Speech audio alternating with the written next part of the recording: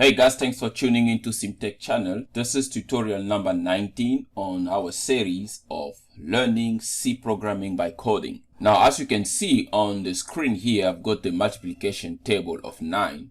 So what it entails is we are going to write a C programming code that will be able to display a multiplication table of any given number that you enter on the input console. So stick around until the end of this tutorial to see how is it possible to generate a multiplication table using C programming. Now the principles of operation here is very simple.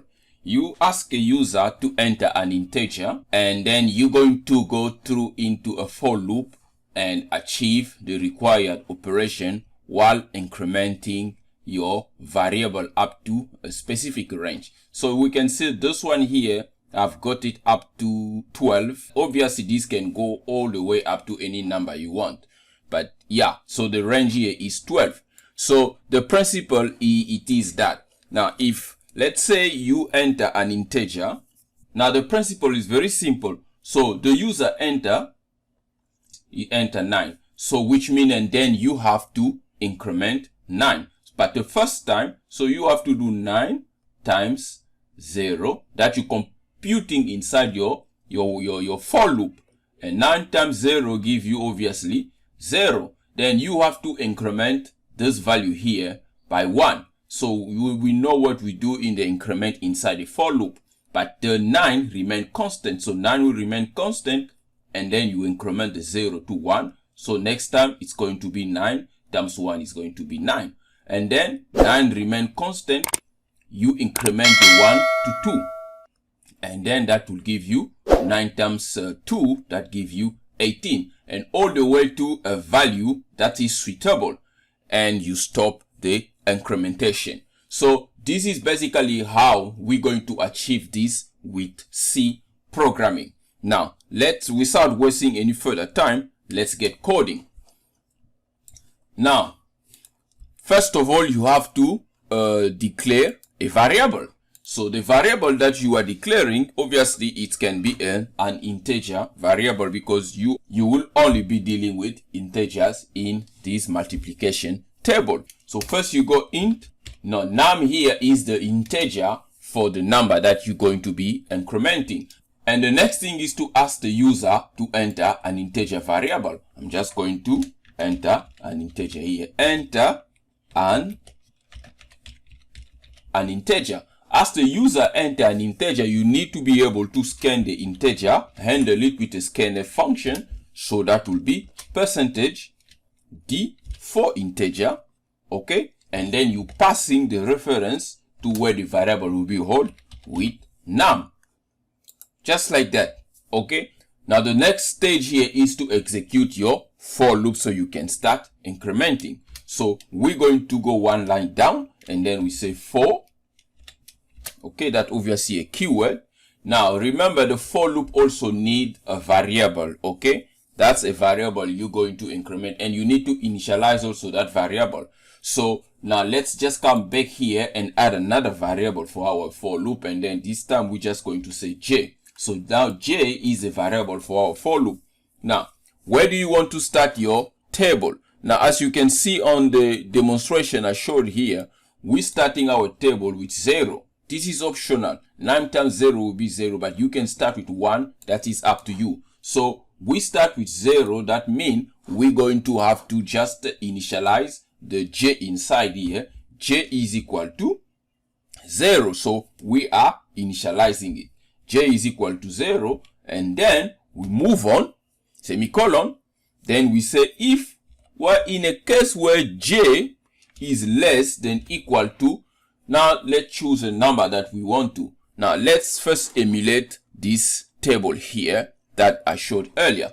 That is going up to 12. Now let's say j is equal to 12. So if j is less or equal to 12, okay, then we have to increment j. So the first time j will be 0, we'll tell, well, j is less than 12. Correct. J is equal to 12. No, but there are two conditions, less or equal to. So this is true. Then we increment j and we do something here. Now, what are we going to do that first time? We're going to print something on the screen using the printf function. Now, in the printf function, obviously, we're just going to print the multiplication table. So the first letter, as we can see here, the first letter here, the first integer here is 9. Then we've got our multiplication, and then we've got the integer, okay, that we're going to be incrementing, and then we have the result. Now, how are we going to do that? Well, it's simple to implement that. So basically, we're just going to first pass the 9 %d, okay, and then we're going to add a multiplication sign, and then we're going to pass another integer that's %d, and this time is the integer that is multiplying, okay, and after that we're going to place the equal sign and then %d, okay, that is now the result. Then we need to go into a new line. Every time we print, we must go into a new line so that we avoid overriding our result. Now from here, we just need to pass the first variable. So that is num, that's the one we are going to be multiplying. So that's num. The second variable, okay, that's num times the incrementation. So that will be j, okay. Now the third one is obviously going to be the result, because this is the equal sign. So we now need to pass the result. So what is our result here? The result is the result of the multiplication of j times num. So we're just going to say num times j, just like that, semicolon, and then we are done. Basically, we can run this program and should be able to get the desired output. Let's first run it and see what we get.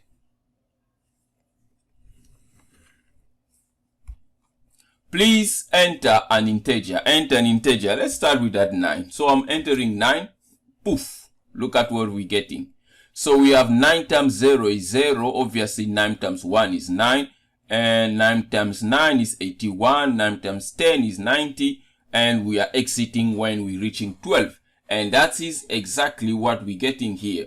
Because when j is equal to 12, when j is equal to 12, we check j is less than 12. No, j is not less than 12, but j is equal to 12, correct. So we go, we increment j, j is now 13, but because this condition was true, so we're going to print with the variable j is equal to 12 here, the computation.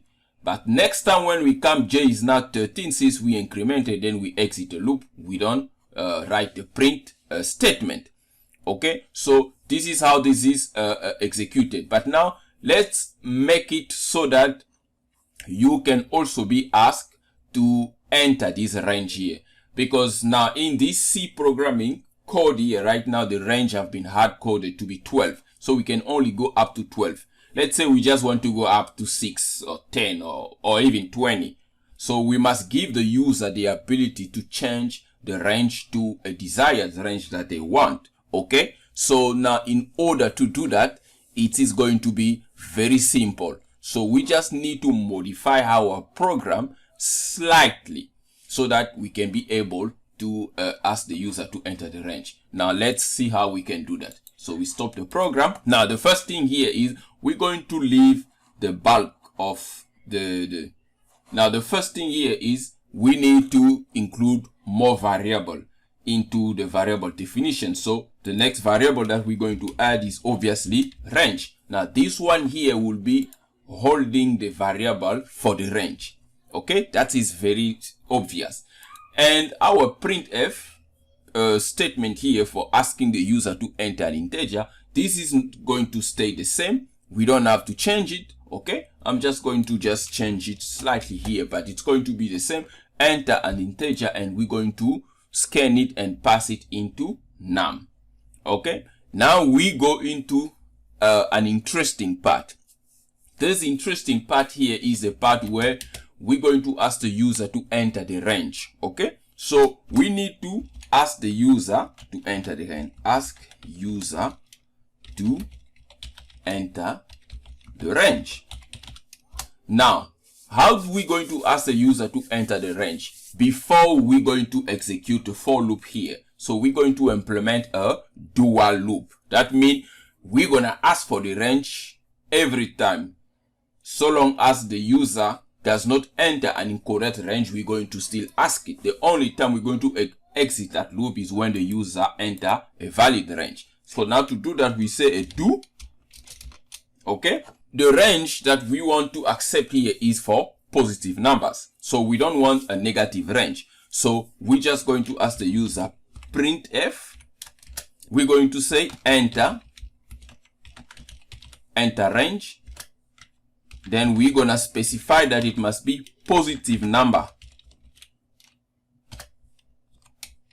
Like that. No, this one need to come on the side. Like that. So the user just need to enter a positive number range. Now, once he entered it, then we're going to exit the loop. But how we going to exit the loop? We're going to say, we're going to do that while the variable that the user is going to enter. Now remember, the variable that the user is going to be enter must be held in range. So now before we can do something with range here, we need to pass a reference. That means we need to scan F and pass the value that the user is going to enter into the variable range. So that will be %d. So that will be %d. And then we pass range there. Okay. Which is an integer, and don't forget to reference it. Now at this point here, we are able to collect the range from a user and store it into variable range. Now this is a do while loop. So the first time here, we are printing enter range, positive number. Then the user enter, then we hold that value into range. But in order for this do while loop to exit, this condition here must be false.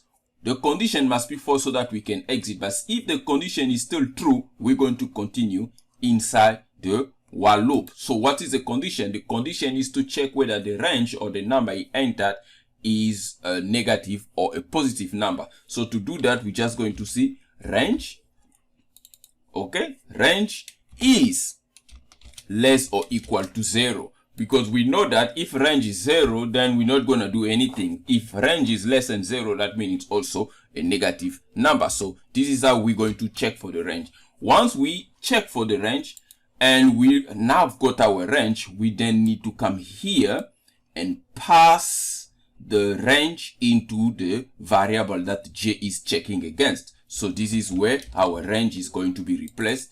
The 12 must now be replaced with range. And here we can just write a comment and say computing the table. Okay, multiplication table. Computing the multiplication table.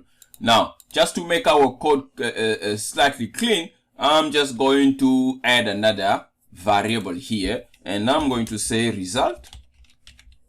Okay. And then I'm going to come here and then I'm going to say result. Okay. Result is equal to num. Okay. Times J. Like that. And then I just need to pass the result onto here.